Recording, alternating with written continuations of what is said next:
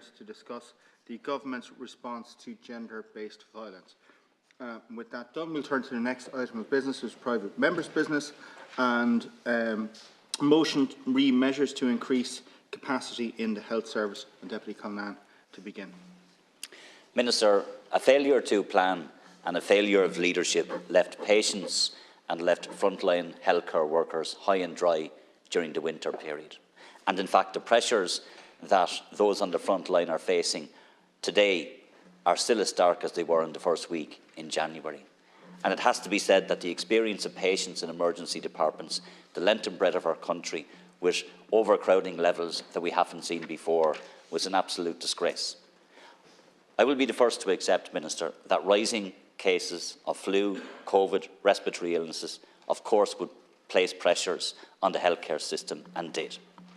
But we cannot excuse the lack of capacity that we have in our hospitals. We cannot excuse the fact that the winter plan was clearly insufficient.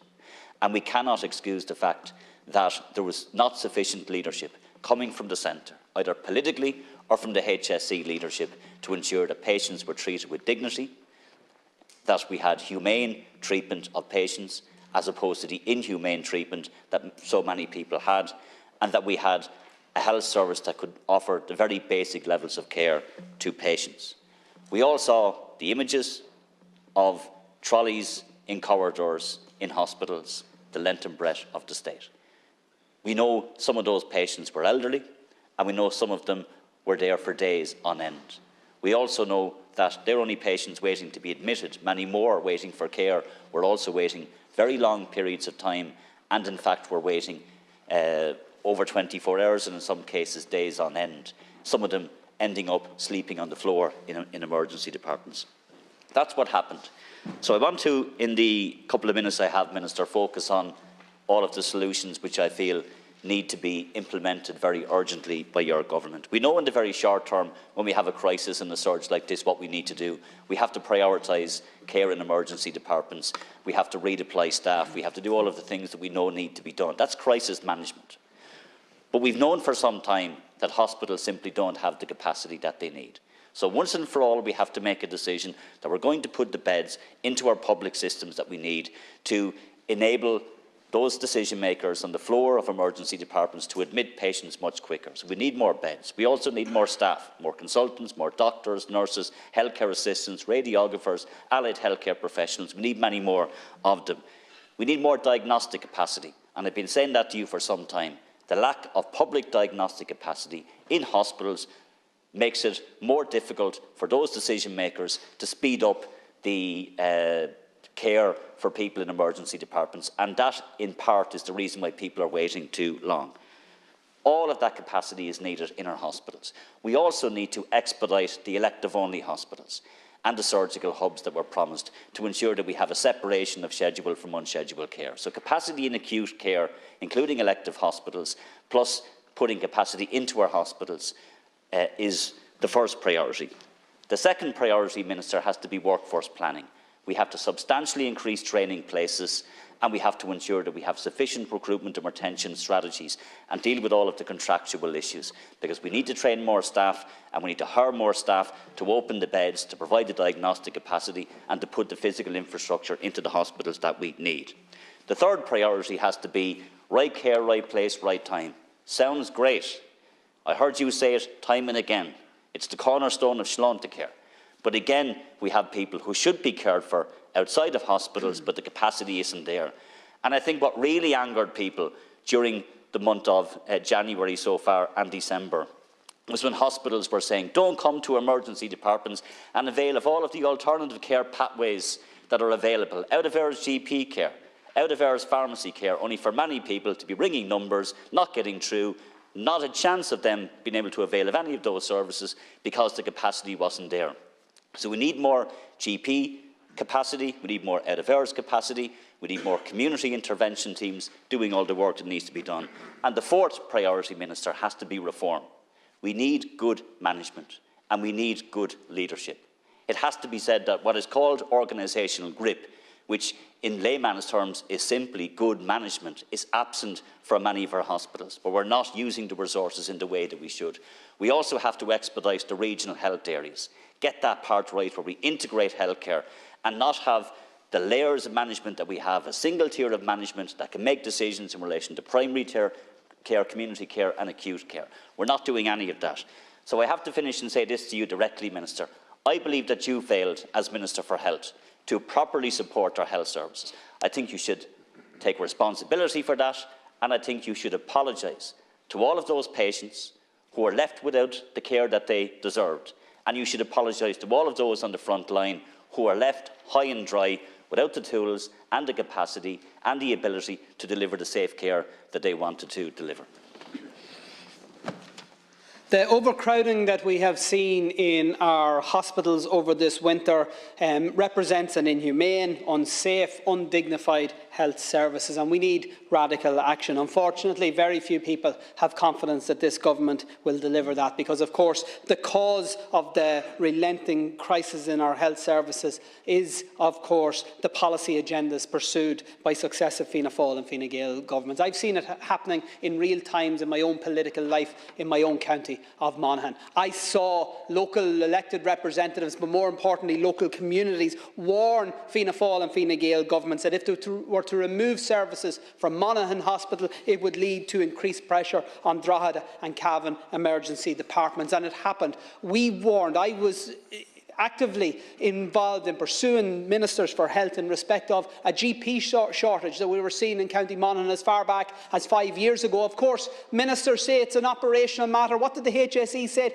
They said there was no shortage of all, and now we have across the state a recognition that primary care is in this array. 2 decades at least of negligence have become home to roost. We have fewer acute inpatient hospital beds in hospitals than we had 25 years ago. And in 2022, there wasn't a single day, not one single day, that there were fewer than 300 people waiting on trolleys. It's a scandal, but the solutions are there. We don't need to learn any more lessons. We need to implement the plan that David Cullinan has outlined, because overcrowding was declared a national emergency as far back as 2006. But it has been allowed, under your watch, Minister, and under the watch of your predecessors, to become the new normal. But it's not normal. It is a national disgrace, and it needs to be addressed. We need to implement the measures that Deputy Cullinan has outlined, including adopting the multi-annual plan to increase the number of public beds, including more acute,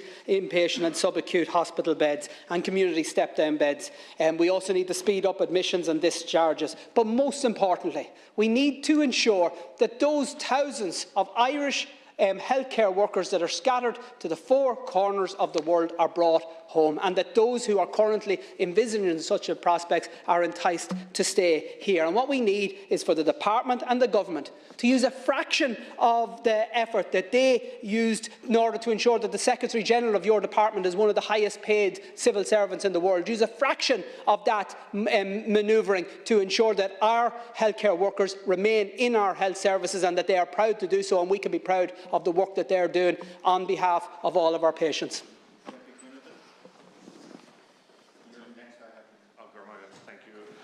Minister, I attended a meeting with yourself, and the Taoiseach was at it as well, in Limerick, online meeting with the representatives of the Midwest. Obviously the issue there was University Hospital Limerick, which is what I'm going to focus my 2.5 minutes on, and where we're at and how do we get out of the mess we're in, which was created by a previous Fianna Fáil government. I just want to quote my colleague, who was our health spokesperson at the time, Caoimhín O'Quillan, and he spoke in the Dáil debate here in this chamber. It was down by the government party, believe it or not, Fine Gael, who had the motion down at the time on the 10th of February 2009. And he said, no matter how often we try to impress that on the Minister, she remains dogged in her determination to move ahead with her foolhardy plans. The foolhardy plans she was talking about was closing the emergency departments in Nina, Ennis and St John's, my own constituency. He also said Limerick Regional Hospital can't meet its own requirements at the moment. The HSE is advised in a plan without looking at the situation on the ground. Consultants refer patients who need a bed in Limerick on a daily basis and are regularly being told there is no bed for them due to overcrowding and the fact that there can be up to 30 people on trolleys. So this was well flagged up in 2009. And last year, I said already, in University Hospital Limerick, 18,000 plus people waited on trolleys. These are people who were presented to the emergency department, but there was no bed for them, even though they were assessed as being medically in need of a bed. 18,000 people. These are people we know, they're neighbours, they're friends of ours, close family relatives in some cases. But we see no plan to get ourselves out of that. I do appreciate you attended the meeting, Minister. I do appreciate the Taoiseach was on that. In that meeting as well, there was confirmation from yourself and the Taoiseach, but I would like to get in the House, put on the record of the House, of the 2 new 96-bed units that we're talking about in University Hospital Limerick. Now, there's one under construction at the moment. There's going to be 2 additional ones, so that's 3 96-bed units. The first one, as you know, will only deliver 48 new beds. It's going to take 48 beds out of the equation as well. So I want to know, Minister, what are you going to do to fast-track the other 2 96-bed units for University Hospital Limerick? Because we cannot go on with the way we're going on at the moment. It's clear that it's not safe. The last week has been fine, but I wouldn't say fine. You're down to 40, 60 people on trolleys, which is shameful, but it's not too bad for our hospital. We want to get them down to 0 or 2 or 3 at a max, but not the situation we have where we started off with the year of 95 people on trolleys, and there was a massive intervention. But we can't have an intervention like we had in the last week or 2, sustained, going over. And I remind the Minister that the worst months for trolley in Limerick was May and June of last year. So that's my short contribution, is on the two units, and confirm that you speed those up. With the plan, there was no provision for additional support in emergency departments for people experiencing mental health difficulties. On average, we have 5,500 adults per year presenting to emergency department with suicidal thoughts. That's an average of 100 people per week attending our emergency departments. Emergency departments are not an appropriate environment for anyone suffering from mental ill health, but because of the lack of access to 24/7 emergency mental health services, it is sometimes the only options for people. People should have the right to mental health supports when they need them and where they need them. We know that mental health problems do not just happen between 9 to 5 on a Monday to Friday. They can happen any time. So therefore, we need a mental health service that are accessible and operate on a 24/7 basis for people to get the help they need. So imagine, Minister, being a person with suicidal thoughts that arrived at an emergency department that was overwhelmed. Do you think that person who presents to the emergency department following self-harm or suicide-related ideation will receive compassionate, empathetic, validating responses as outlined in the HSE model of care? The reality is much different. In January, myself and Sinn Fein launched, or actually published, the results of a survey asking people to share their experience of mental health. I sent you all copies of this report. And one of the sections in our survey asked about people's experiences who sought for mental health difficulties in emergency departments. Almost 60% of people who took part in our survey attended an emergency department to seek support for mental health difficulties, yet 85% of them felt that they did not get the support that they needed. We have all heard of the tragedies of people presenting to emergency departments desperate for help and not receiving it. It's high time government prioritise mental health. This week we had the HSE in before the Health Committee on the challenges facing many emergency departments right across the state. I think it was a valuable meeting that served to highlight the damage that failure to invest in hospital capacity, primary and community care and workforce planning has done to our health service. I made the point, and I think it's been reiterated here tonight, that one, it's really frustrating for many people who are being told that I'll go to your GP. In a lot of cases, the people haven't got a GP, they can't get to a GP, and there's a difficulty then. So when is the best time to get sick? It's certainly not a weekend, certainly not Christmas, certainly not a long weekend. So there's challenges there within the system. I made the point that my big worry is that a lot of people who are seriously ill won't go to an A&E.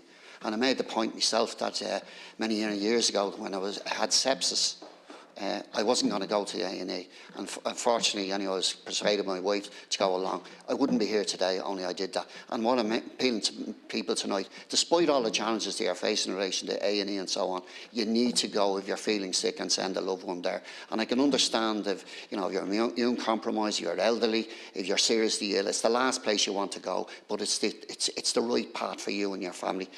Minister, look, I'm old enough to remember when the former Taoiseach Enda Kenny was making his 2011 election, and he said, end the scandal of patients on trolleys.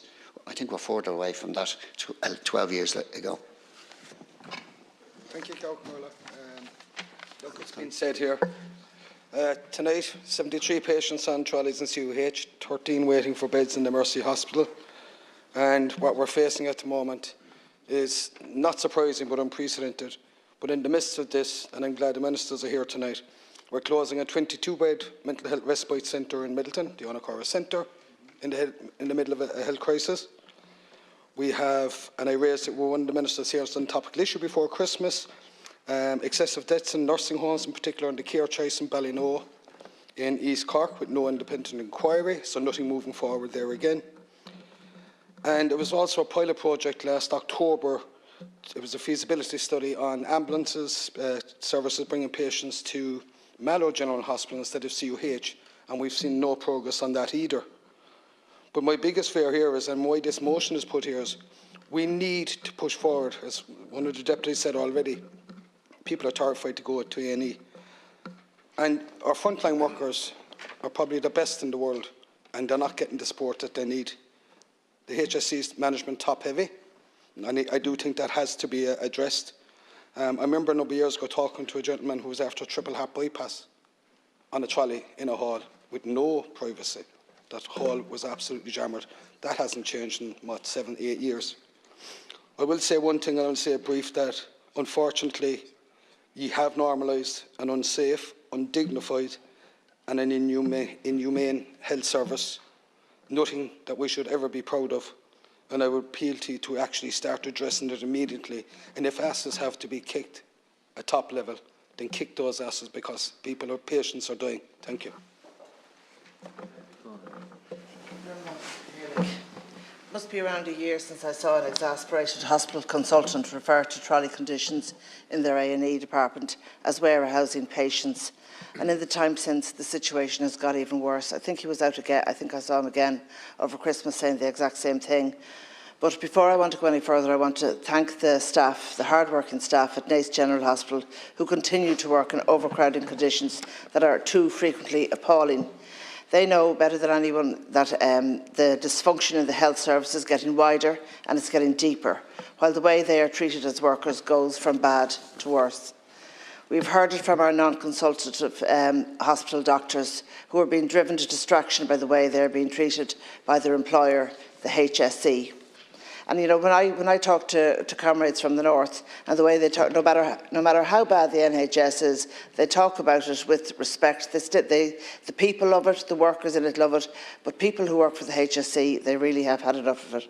And we stand with the workers in the HSE in their fight for better and more humane conditions, because let's face it, there is something incredibly selfish about treating the people that we depend on to heal us and our loved ones so carelessly and so badly, with no regard for their well-being.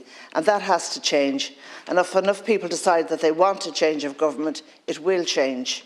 Sinn Féin have a multi-annual plan to tackle capacity, be it capacity in beds, capacity in diagnostics, capacity in surgery, both acute and elective, and capacity in media, in medical personnel. We need change urgently in the HSE. So many of our healthcare workers want to stay and build their careers, have their families, live their lives here, and they will if they are treated better in their conditions. That they could rent a home at a fair price, that they could depend on public transport and could have a decent life without breaking the bank. None of that is looking for too much. All of that is achievable if we put people first, value for money for public money first, and our public services first, and not private profit. It is achievable if we had a government thinking in terms of the economy and society, and not just economy alone. Despite the Taoiseach's musings that more beds might be bad for how hospitals work, we know that the people out there know, as all medical staff know, that that is pure nonsense. And to hear him talking about just that we need more beds, that it's not just, it's not just a question of getting beds in, that they have to be stopped. We know that. Just stop treating the people like fools. We need more capacity to take our growing population into account. We need more hospital beds. We need 800 at least, be it in acute hospital or community settings, before next winter. We need more doctors and nurses and all the allied healthcare professionals to make sure we make the best use of them to get the best health outcomes for our people, patients and the staff alike. Above all, we need long-term planning, joined-up thinking, and we need to keep the medical staff that we have. I thought you were in opposition there for a few minutes, Minister, because you were outlining all the things that need to be done. But the fact of the matter is that a large portion of your government have been in power since 2011. And all the failings that are there have been there since then.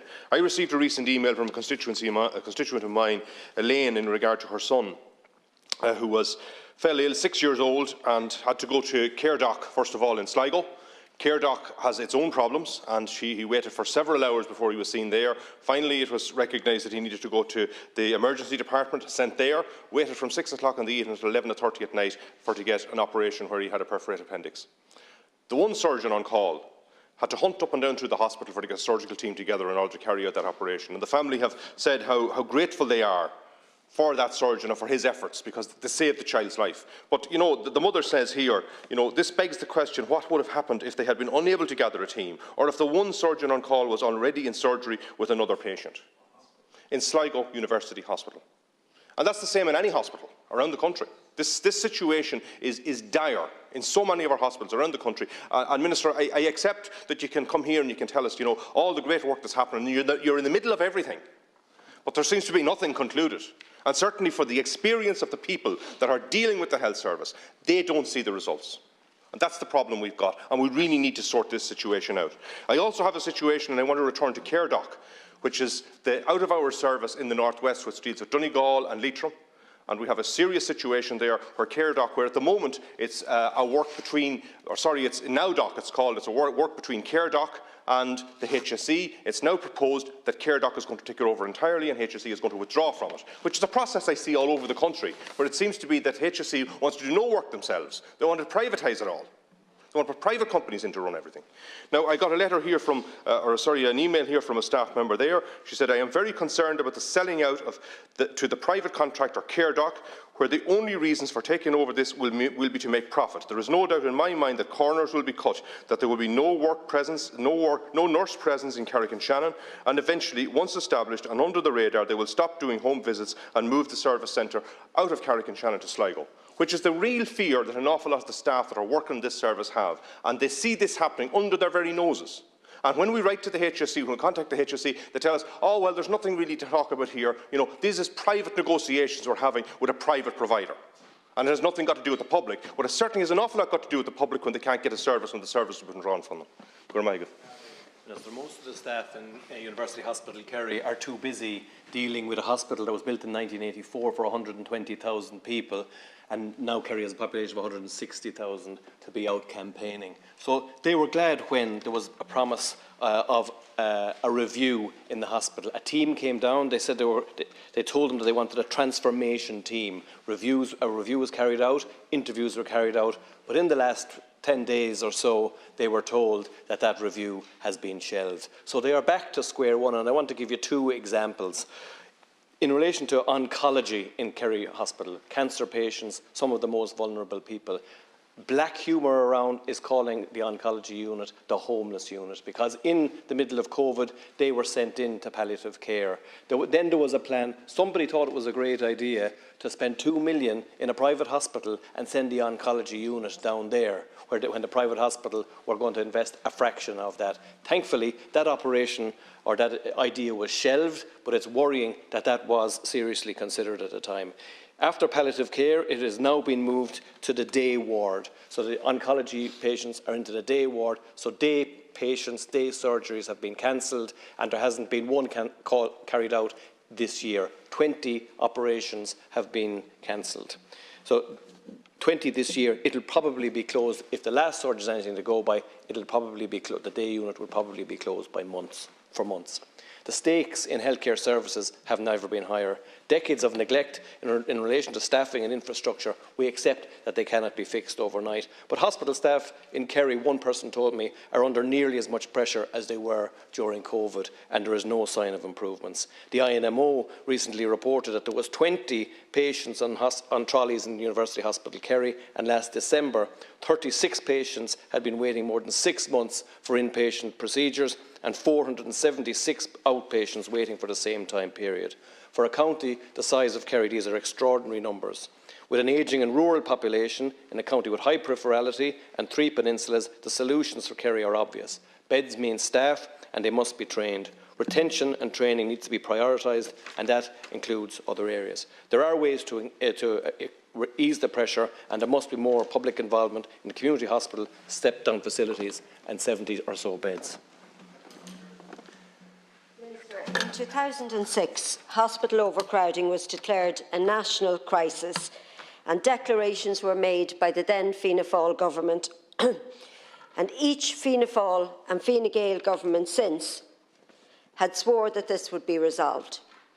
That declaration and all the statements on resolving hospital overcrowding from all Fianna Fáil health ministers, Fine Gael health ministers, Fianna Fáil governments, that 17 years on, you're looking at a case that it could be considered a bad, repetitive joke if it wasn't so serious. It's like Groundhog Day. It's winter. There's overcrowding in our hospitals. Your government continuously ignores warnings and pleas from frontline health professionals who are worked to the bone, stressed to the hilt, and their morale is on the floor. Nearly 12,000 patients were admitted to hospital without a bed in December alone. 17 years of Fianna Fáil and Fine Gael. At the start of December, my local hospital, Our Lady of Lourdes Hospital, had 11 ambulances parked outside. They couldn't take the patients out of the ambulances. They had to sit inside the ambulance. The ambulance couldn't go anywhere because there was no beds or trolleys. No beds or trolleys. It's 2023 in a first world country. It's nothing short of outrageous. And that overcrowding is going to get much, much worse if your government continues to ignore the health professionals in Our Lady of Lourdes and move all the acute emergency cases from Our Ladies in Navan to Our Lady of Lourdes Hospital. But again, it's like you're not listening. I genuinely believe, and I'm not being political here, Minister, I actually think at this stage now you're afraid to take on the HSE. You're afraid to take them to task. And other members here tonight wanted to thank the frontline staff. I want to thank the frontline staff in Our Lady of Lourdes Hospital and frontline staff right across the state for their Trojan work, despite the desperate working conditions and despite the fact that the delivery of every single type of public health services and supports are crumbling under your watch. Shortage of GPs, no dentists for medical card patients, hospital appointment waiting lists out of control, shortage of home care supports, lack of funding for housing adaptations for elderly people when they're being discharged, dire lack of mental health service provision and supports, no beds, no trolleys, the list goes on and on. 17 years of Fianna Fáil and Fine Gael. Sinn Féin will deliver the public health service that the people need and deserve. Deputy Martin. Our healthcare service is broken and not fit for purpose, and has been for a long time. A full functioning healthcare service that can look after its people and its staff should be a matter of a care of duty and a priority for any government worth its salt. The government has utterly failed in this measure. The Minister referred to the years 2021-22. Well, the Irish Nurses and Midwives Association only reported 5 days where there were less than 350 patients on trolleys in 2022. They recorded no day with under 300. It is the ordinary people, that is those who cannot afford private health care, whose families and friends and our healthcare staff are suffering with the damning consequences. The situation is no different in my own county of Wexford. Despite the personal sacrifice, the double shifts and the sheer determination of our healthcare staff there, we have seen recent reports of ambulances queuing up for hours, with patients being treated in the back of their vehicles, causing further delays, some with devastating results and even death, as ambulances are held up for hours. Today, as I speak, the INMO are reporting 14 people on trolleys in Wexford General Hospital. we ever stop to think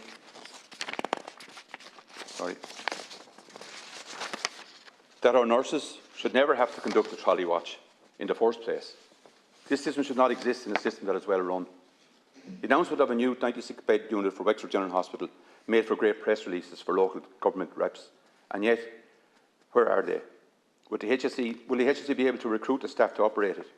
The serious recruitment and retention crisis without healthcare casts a significant shadow of doubt.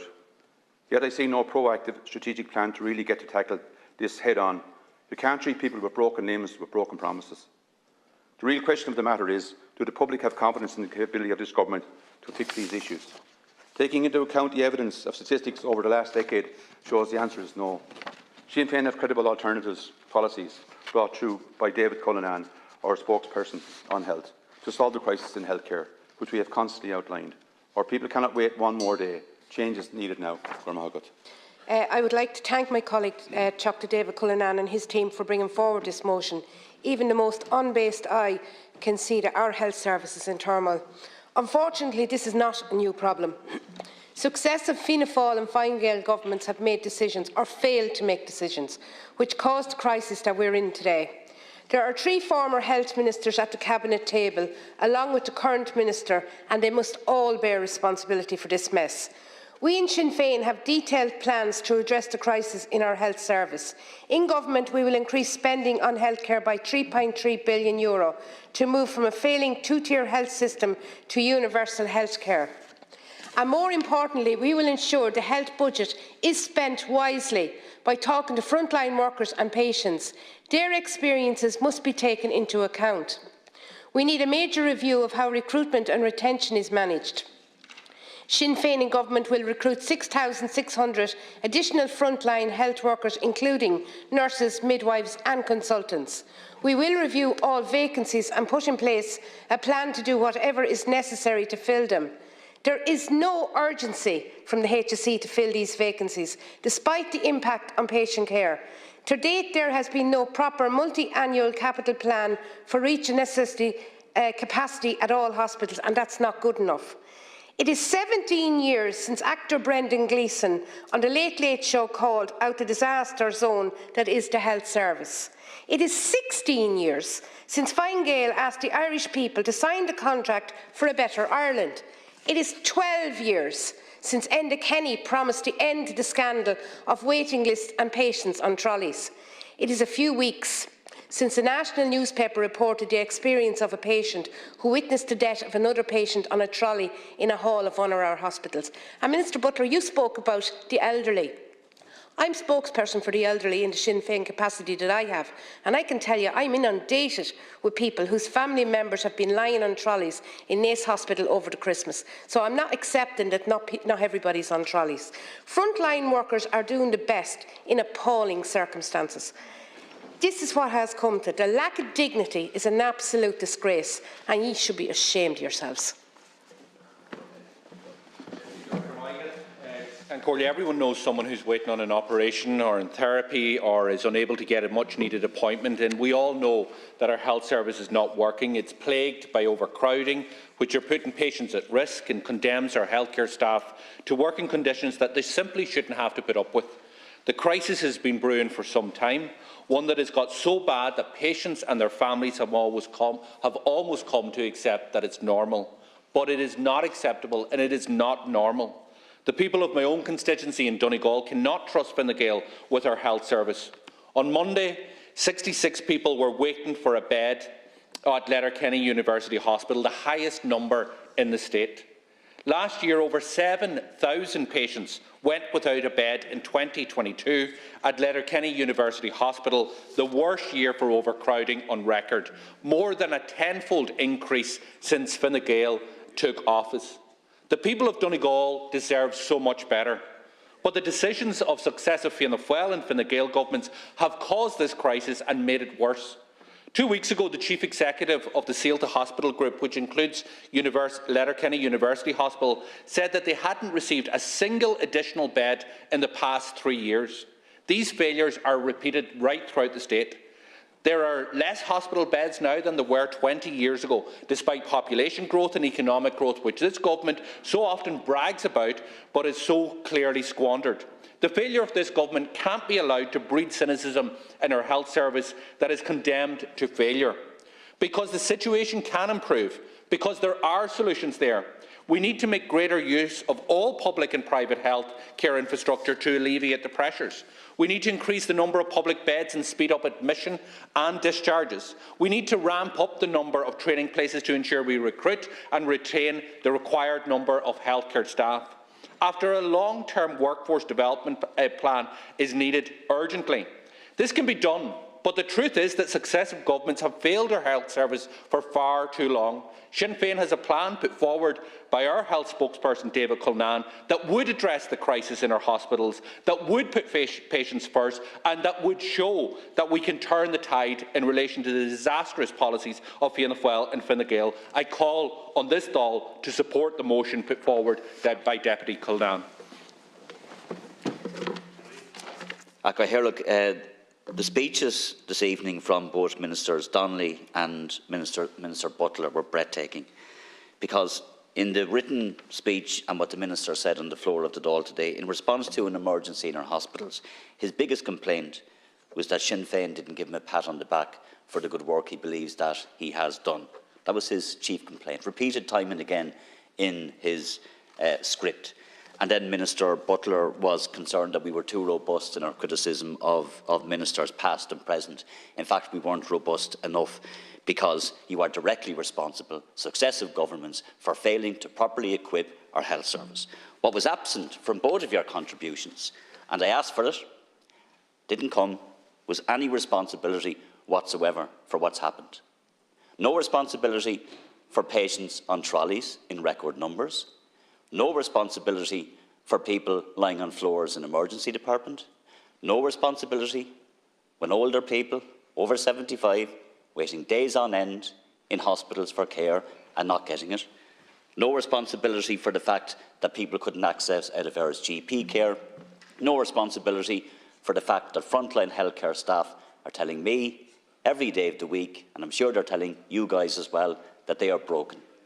They're working huge amounts of overtime. In fact, the situation in our hospitals would be a lot worse today if it wasn't for those escalation measures that were taken, emergency measures, where people are being asked to do more on the frontline work, overtime that actually is dangerous.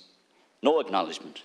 Not only was there no responsibility, no apology from the Minister for Health. At least the head of the HSE had the gumption to apologise for what happened. This Minister was concerned that we in Sinn Féin didn't give him a pat on the back, never mind an apology. So let me remind you again what I said, Minister, earlier, because yes, there are things that you did that I recognise that are important and things that are delivered that will make a difference, because any additional resource in healthcare I welcome. I've said to you for a long, long time what needs to be done to fix problems in our emergency department. All of the commitments that were given to end the trolley crisis, deal with waiting lists, were promises and commitments that you made. I'm holding you to account for promises that you and successive governments have made. You guys are the ones that said you were going to fix the problem, and year on year, month on month, day on day, the situation gets worse. There's 4 things we need to do. First is to start in hospitals. So we know we need more beds. We know we need more staff, more consultants, doctors, nurses and so on. We need more diagnostic capacity. Yes, more access to GPs in diagnostics is welcome, but we need more capacity in the hospitals to ensure that we can speed up patient flow in hospitals, because the lack of capacity is slowing things down. We need elective-only hospitals delivered as quickly as possible to separate scheduled and unscheduled care as much as we can. We know we need to double capacity in the National Ambulance Service, and we need to make greater use of Level 2 hospitals and greater use of private hospitals for the public good. We need to do all of that and more, Minister. That's the first point. The second thing we need to do is, for once and for all, take workforce planning seriously. You said in your opening statement, you keep saying it, we need to double training capacity. But you're not doing it. We're nowhere near it. In fact, the Secretary-General of your department, when he was before the Oireachtas Health Committee, acknowledged that what needs to be done is not being done in terms of workforce planning. So stop telling us what needs to be done as if you were some objective commentator. You are the Minister for Health. Put in place the measures to substantially increase training capacity and a proper workforce plan once and for all. Because we don't have the workforce plan, we can't train, we can't recruit, and we can't retain the healthcare professionals that we need to open the beds, to provide the diagnostic equipment, and to provide all of the care in the community. Right care, right place, right time. Minister Butler talked about all of the community intervention supports and supports for older people. Lots of those teams are not properly staffed. We don't have enough GPs. We're not making greater use, as people said, of community pharmacy. There's a huge amount that we need to do in terms of community care, and I don't have time to go through it all. That's the third priority. And the fourth is reform. You said it yourself, Minister, and it's one of the things I do agree with, that we need better management. That's a fact in some hospitals. There should be better management. I don't agree with what was said by some deputies in the chamber in relation to singling out any individual managers. But I do believe that we need best practice across all hospitals, absolutely. But the responsibility for driving that change and making sure that managers in hospitals are actually given the resources to do the job lies with you. And I just finish on that again, Minister.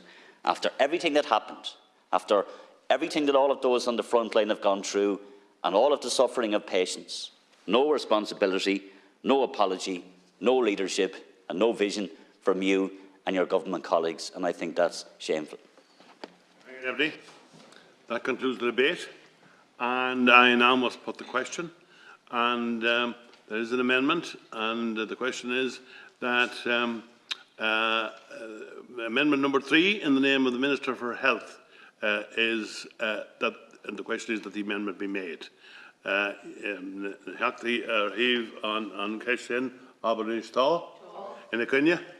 Neil. I believe the question is carried. Vote all. There being a vote called, and the division will take place on the weekly division time